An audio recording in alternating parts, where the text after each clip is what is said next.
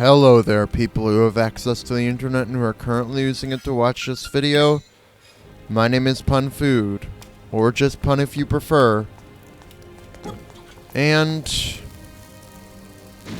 I didn't comment on it before, but I watched somebody's video essay. I can't remember who off the top of my head. I've watched a couple video essays regarding Zelda, about Link's Awakening. And I remember they looked at this remake compared to the original on Game Boy, and they pointed out how Angler's Tunnel, you know, a track that was pretty good on the Game Boy, they turned into sort of a generic underwater theme in the remake. And they said that's one of the ways that the music was maybe worse, and, you know, it was worsened by being remade. But then they talked about how Face Shrine, the theme for this level, gets amplified in the remake in a way it never was on the Game Boy. Because now there are so many more layers involved with how, you know, the music track plays out. Now it's no longer just... Can I block this? Yes. Now it's no longer just, you know, a sort of repeating melody or loop, you know, in the background. But now there's more depth to the music, and it sort of represents that we have to confront what is potentially a horrible truth that we just learned. Of course, it doesn't help that when we open a chest and get a rupee, we get celebratory music saying very nice. But the Face Shrine is, for some people, in a dungeon where they have to deal with what they just learned, essentially. And wait. Oh my god, wait. That's not like a new glitch or something, right? I simultaneously collected a fairy and got it in a bottle because I used a boomerang. Oh my god, boomerang's OP. Anyway. But yes, the Face Shrine seems to have to deal with confronting the horrible truth that we just learned. I won't deny this, because I think, you know, it's very true. If everything on this island is just a dream, if it's all just in the Windfish's head, maybe even in our head, you know, then how can we face, you know, if we wake up the Windfish, then the dream will end. And would that mean that we technically destroyed Koholint Island? If it never really existed in the first place, can we say that? But then again, our relationships with all the people on the island are so real. You know, think about, you know, all the side quests we did. We got the magnifying lens by helping other people. Oh, it's going to interrupt our reflective, you know, talk about what we just learned with upbeat power shard music. Anyway. But yes, you know, if it's all just a dream, you know, how can it be? Was there a point in helping these people? You know, does it make a difference that we helped everyone with the trading quest when they're not even real, supposedly? You know, like, how can that be?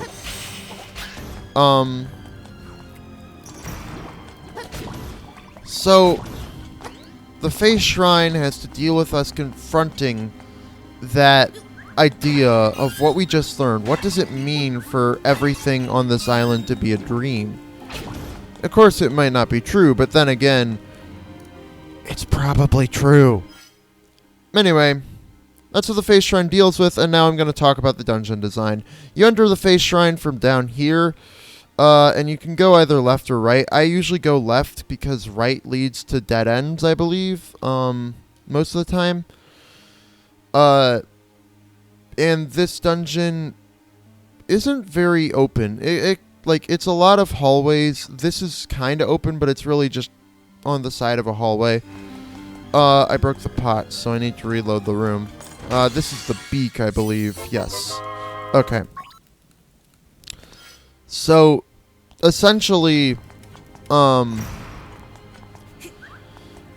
dungeon, I think this might be one of my favorite dungeons in the game. Honestly, I think this is the last not outrageously annoying to complete dungeons. This is the last dungeon that I would say is a good time all the way through. I think the Catfish's Maw is a good time. There's just that little bit of backtracking that doesn't make sense in my eyes, but I still think overall it's good dungeon design. Like I said, I need to change the switch. I guess I should have taken the switch being there as a sign of that. But I said that the worst dungeon I think is Key Cavern. Pegasus Boots save it a little, but like I think it just has the least fun dungeon design of any of them. It's just kind of get some keys by defeating enemies, you know, no real creative puzzles, really. And then I would say level 2 is probably, you know, and then I would probably say level 1, then Catfish's Maw, then Angler's Tunnel. I really like Angler's Tunnel. Level 6, I would probably put somewhere in between. Maybe I put it between Catfish's Maw and Angler's Tunnel, or maybe I put it between, what do you want to call it? I can't get through that door right now. I need to get this key first, then I need to go through here. Let's lower this. And with that lowered, how do I want to go about doing this? I can't get anywhere, so I need to... Okay. Oh. Without the bow, I can't make bomb arrows anymore, which does kind of suck, but I can still throw bombs, so it's fine. Anyway, with the key, we can now head through here. Let's grab this and head through here. Didn't even mean to try and burn the guy. Anyway, the natural way... I'm supposed to be able to move one of these, I think. Unless I'm just blatantly wrong. Do I have to light both torches? It's too heavy. It's heavier than heavy, if you will.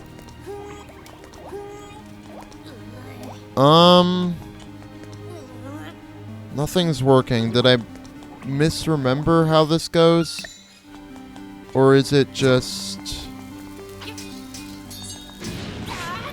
No, it's not blast that wall. Is it blast this wall? Or maybe it's blast the elephant? Or maybe it's the powder? Anyway, I think level 6 has its own complications where I can't justify putting it like any higher than oh, maybe I have to defeat this last slime thing. That's what it is. Okay, the shape of the room made me think like, oh, I need to, you know, light the torches or push the blocks in a specific way. Anyway, it's a shame that the music doesn't continue in the underground section, but whatever. But I also need the thingamabob to be in a different way. Okay. First, anyway, so I think the face shrine has a few problems with just a couple of more, like, are they obscure puzzles? I don't know, maybe. Just a couple more, like, unappealing. I think that Angler's Tunnel beats out Face Shrine, simply because I like the aesthetic more. This does look kind of like an ancient temple, which isn't a bad thing, but it is a bit, like, generic in my opinion. You know, it's like, it's not particularly themed to anything other than just being an ancient temple. So yeah, that's like mainly it. It's mostly just aesthetically. I do like the inclusion of whiz robes and a couple other things this dungeon does, but also I don't like a couple of the things this dungeon does. Anyway, we already found the dungeon item, and it's a more powerful bracelet. You feel like you could lift an elephant. I wonder why that might be. So, the more powerful bracelet allows you to lift heavier things. Those heavier things are mainly just in this dungeon, and are mostly there to block you off from progressing until you've done a certain number of things. But they also, to some extent, oh,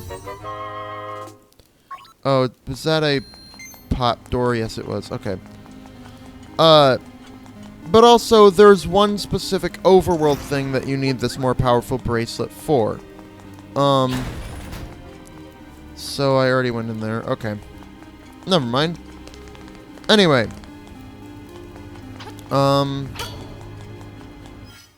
We need to bomb that. Okay. Cool. Anyway. Now I can switch back to Boomerang.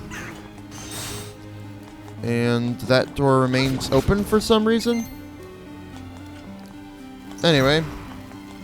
We also need to now just quickly switch this around. Anyway. So, my main reason that I think Face Shrine is lower than Angler's Tunnel, I might make an argument that Catfish's Maw is better, if not for the fact that at least it has more unique aesthetic. But I think that the puzzles in this dungeon are pretty cool. Like with these chess pieces, they're knights, so you have to know a bit about how chess works to correctly throw them so they move in the right way and open the door to let you back out. But also, that's a puzzle that reappears in at least one more dungeon. There's 8 levels in the game, or anyway. So, you know, it's not entirely pointless like the one cryptic puzzle in level 2. But I think level 6 just benefits from having a good mix of puzzles, I would say. Like a decent... Anyway, that's how you get a secret seashell, but now with all that done, actually I should just be able to warp to the entrance. Save me some time here, you know? Anyway, now with the more powerful bracelet, you can do more things. I believe we still haven't got the dungeon map. So all that's really left is to go this way. Anyway, but Face Shrine has some fun puzzles. It can be a little bit obtuse in what you're supposed to do. In some places, like this one's an obvious survive the tiles, you know, room. But, oh, I also like that you can just turn what direction you're shielding in this game. You're not, like, locked into one sort of direction. It's more so just about... Okay, cool. Anyway, yeah, it's just outlast the tiles in this room. But then past here, you know... Oh, I broke the thing, so we'll use the key to go up here. And we'll arrive in this room, where they're giving us free bombs so that we can successfully break down the door. Alright. And if we head through the thing, we have a mid-boss. This is the mid-boss of the dungeon. We want to... It gave me the ding for blowing up the wall a little late, I think. Anyway. I think if you manage to make it here without the more powerful bracelet, it doesn't let you pick up the ball. So that might be one of the reasons why I need to get the bracelet before coming this way. I can't fully remember. Anyway, if we come in here, there is a secret staircase. If we ignore it and continue heading up, we end up running in a circle. That's cool about the face shrine, that you need to like have the more. Maybe you could pick up the ball with just the regular power bracelet, and this is what's locked behind the more powerful bracelet. I don't know. I don't ever come over here anymore without getting the powerful bracelet first, you know. So I don't know. I also need a key for here. Which you cannot have because the only key so far in the dungeon has to be used to get this far. I like that this dungeon is linear, and while you can explore it, you know, this one I never really felt too lost. I did feel a little lost, but I at least didn't feel like it was as egregious as the, I didn't feel like it was as egregious as the Catfish's Maw. Oh. I thought that the other way was locked behind a key. Okay, just lighting up for the sake of lighting up. No, okay. No, so we have to go back out. This one I like that you can get lost a little bit, because I feel like it's kind of reflective of where we are in the story, where you might be a little bit lost with what to do. Also, it's level 6. Level 5, I never felt like lost so much as I wasn't sure what I had done and not done. This dungeon, we can already see sort of what it's shaping out to be, but there's the nightmare, and there's a nothingness beyond that. Anyway, without a key, we're forced to head back through the thing. Or are we? The compass lets you know there's something here, and I completely forgot about that. But they lock... I don't know why they didn't just make this another, like, survival door, and why they had to make it, like, a key block, but maybe it's for, like, the aesthetic. But surviving here gives you a key. I'm glad that if you make it this far and you go the other way, you're forced back into this room to realize that tiles colored differently, and all that. I feel like this dungeon, you're not as... I feel like you're somehow... You know, this dungeon guides you better than, I think, Catfish's Maw, despite the fact that it's more complicated and has some more obscure puzzle-type stuff, I guess I would say. You know? Anyway. There we go. You have to stand on the same colored tile in a night shape in order to get them to move. And now we can take the staircase down. And this is another use of dash to get past the thwomp-like guys. And up into here. From here, boomerang is also one of the only things you can use to actually stun these guys. And with them stunned, you can use them to take out the other ones. Pretty cool stuff. Oh, I got the piece of power. Oops. Heading up first, I believe, is the right way to go. Hold on. I don't have the dungeon map yet. Ooh, I'm thinking... Do you have to do the whole thing twice? I can't remember. I'm gonna hope no. Some reason they made the blocks here so wide that you can't throw the pot without it breaking. But whatever, like instantly breaking. I mean, let's do that. And let's grab the thing, which is just a gold rupee, but that's fine. We do need to just remember to stand on the correctly colored tile to match the piece. Oh, except this knight goes in a downward thing. There we go. That's how that works. Anyway. Blah, blah, blah. Right, you can't fully do that. Anyway. I wish, though, that the pots were a bit easier to navigate around. Like, you could just slash them with your sword as opposed to pick them up and take extra animation. Anyway, in here, this is our first mid-boss rematch. This doesn't unlock another teleportation circle, I don't believe, but it is our first time that we're seeing these guys again. So I'm going to escape them by coming over here. Ow.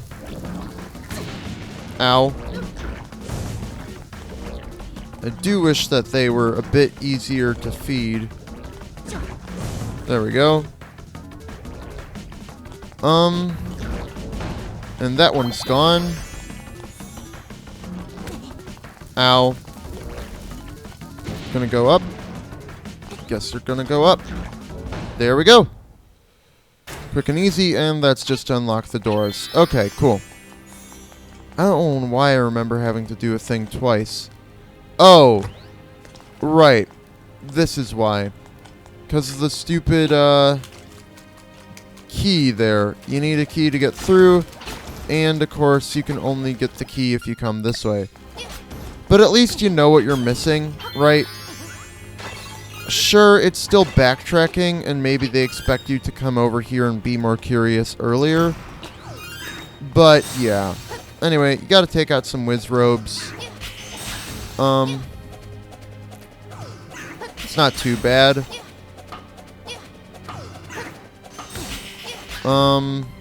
Just kind of stand around, take them out. Does this have the key? What do you say? Hop on the crystals to move forward. Yeah, I get that, but, they're not in the right position.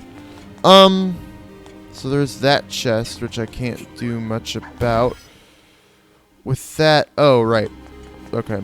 So it's actually, please don't spawn again. Unfortunately, they put the small key to access this part, over here. Maybe they intend for you to go this way first, grab the small key, and then come back around. But still,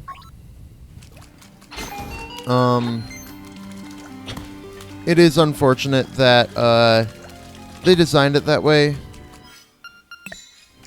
And unfortunately, you can't mid-air hookshot, which kind of sucks more.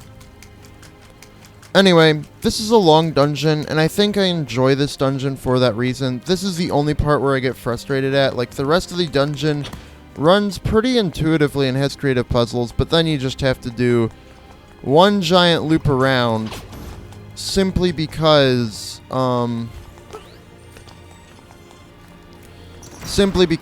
you didn't think to explore that way first. You know, you decided to go straight up instead of to the right. And of course you missed out on the key, you know, that was there. It's not too bad of a walk back. It's basically just go through this room again. They're set, so luckily that doesn't undo, but I guess I shouldn't hopefully don't have to come back through. It is one giant loop around, and they actually, after getting the keys and passing the obstacles needed to get through to here, they do make it actually fairly kind of easy to get back here. I don't know. I think it would have been cool if they included 2 teleportation circles, one here, you know, as well. Simply so it was easier. But I don't know what this really teaches. It's so late in the game that that kind of thing never happens again, really. Anyway, to open that chest, you have to actually throw a pot at it, which the owl statue will tell you. If you try to open it, it just won't. You know, it just says, to open a treasure chest, use the pots around it.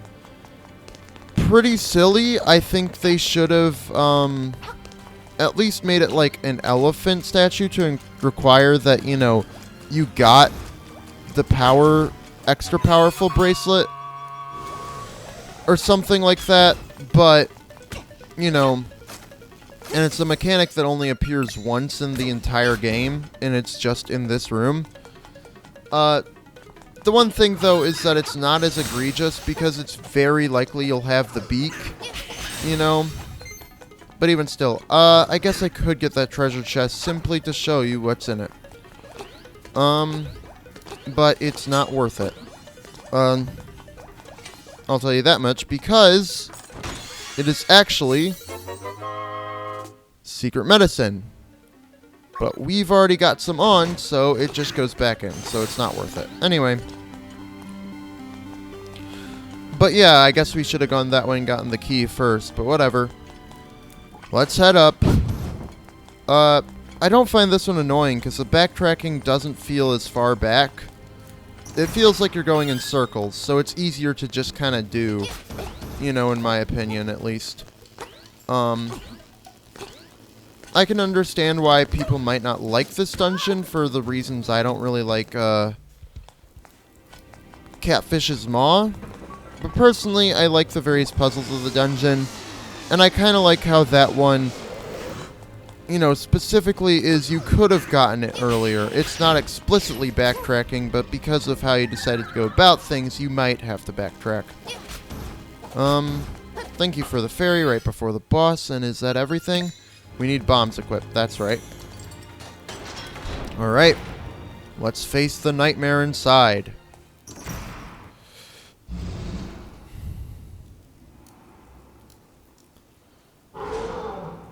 Hey, dummy! Need a hint? My weak point is... Whoops! There I go! Talking too much again. It's... Facade! Good thing we're not burned, poisoned, paralyzed, asleep, or frozen, because otherwise he would do extra damage to us.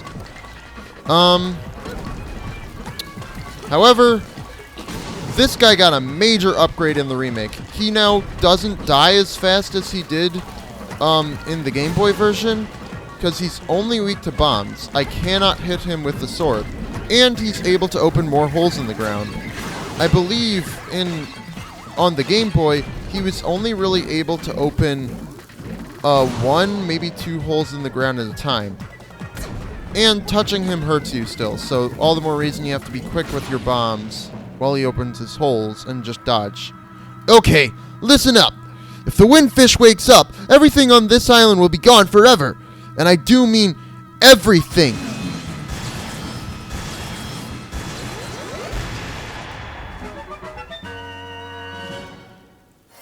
Everything, huh?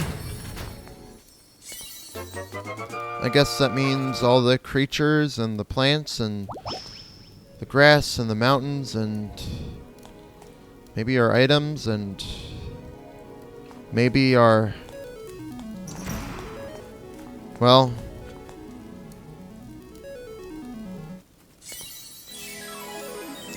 We got the coral triangle.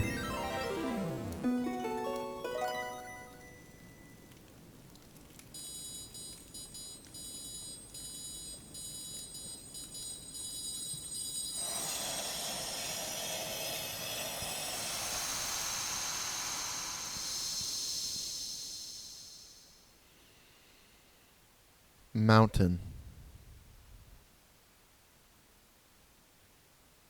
Something calls from the mountains.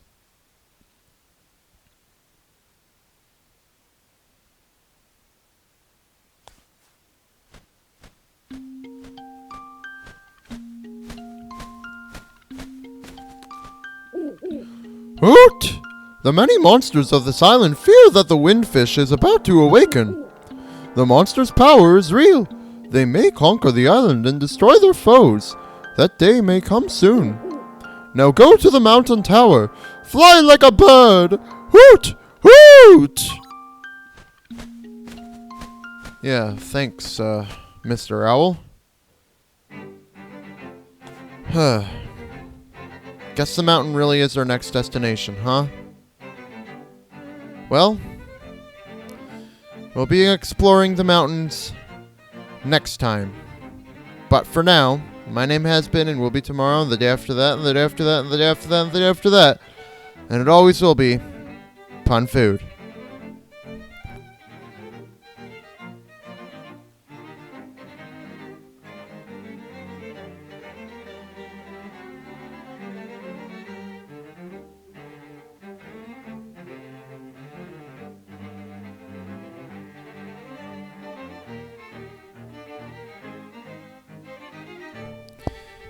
The owl only mentioned to us at the southern shrine to just keep pushing forward, and that the idea that it's all a dream is it's unconfirmed and there's no real proof and whatnot, and to not put much stock in it. But he didn't say anything, even after the nightmare explicitly made reference to the idea that if we wake the windfish, it's all gone. I guess, does the owl really think that it's not true, or maybe he's just trying to not... He's trying to make us proceed and not... I don't know.